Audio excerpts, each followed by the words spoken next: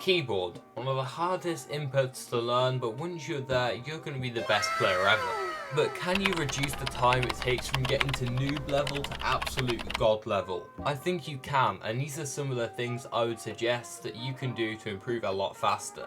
Make sure you like the video for the algorithm, and thank you to ZRZ YouTube for being a positive member of the JKC community. Let's go. Now I hate that I'm sounding a little bit like a broken record here, and I have mentioned this on the channel before, but the main thing that you need to do to make sure that you improve fast on keyboard is have optimal keybinds. Keybinds are the buttons you press to do things in Fortnite, whether that be WASD for movement or what buttons you have your build binds on. These have to be optimal for you to achieve the highest level in Fortnite. Even if you do get to a top level with something like the function keys as your build binds like Mitro did, there will always be a player with optimal keybinds that can build faster than you because they can reach the keys faster, they're just closer.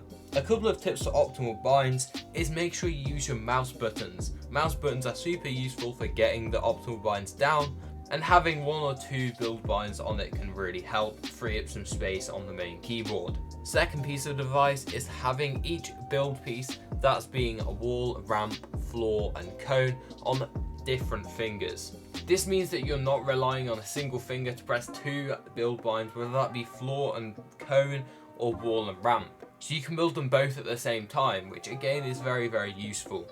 Taking it up another notch from that, with my build binds I can move left, right and backwards without having to take my fingers off WASD while building.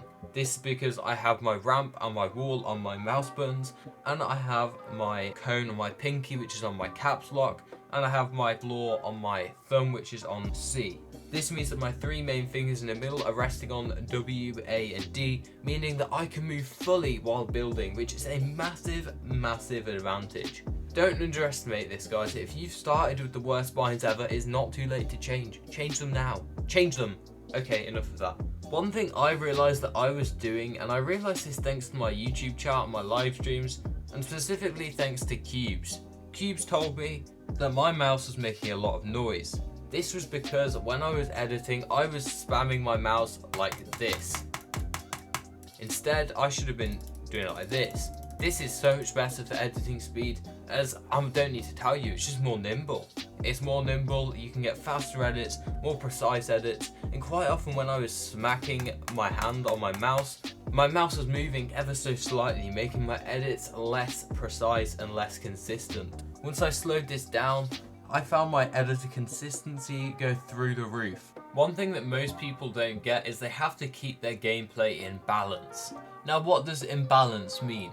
Well, of course, you're going to want to do a lot of mechanics training and mechanics training maps, all of that jazz. Whether this be editing, crosshair placement, edit timing, it all needs practice, and there's tons of creative maps out there that you can use. Now what is the other side of things? This is the in-game part, and this is the part that people tend to kind of skip past.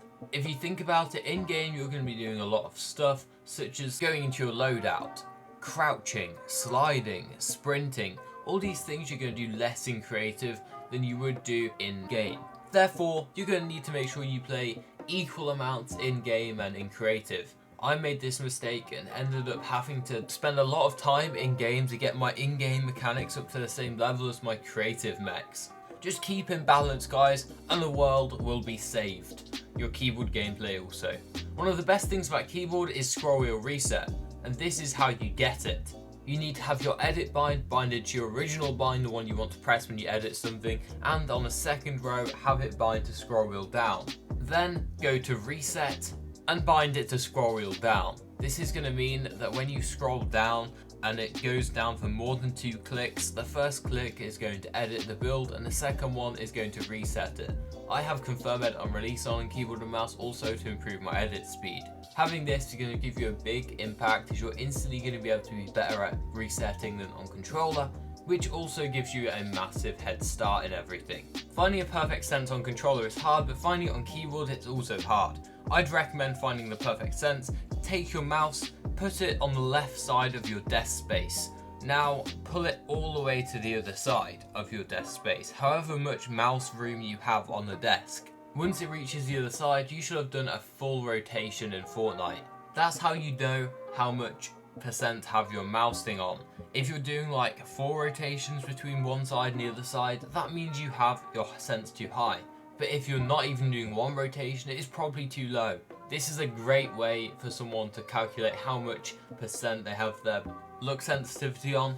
And it works for everyone, because everyone's in different scenarios. Sensitivity isn't the only hard thing to find, and the other hard thing to find is definitely the optimal binds I spoke about earlier. Watch this video on the screen, it's going to help you all about optimal binds. Have a good one.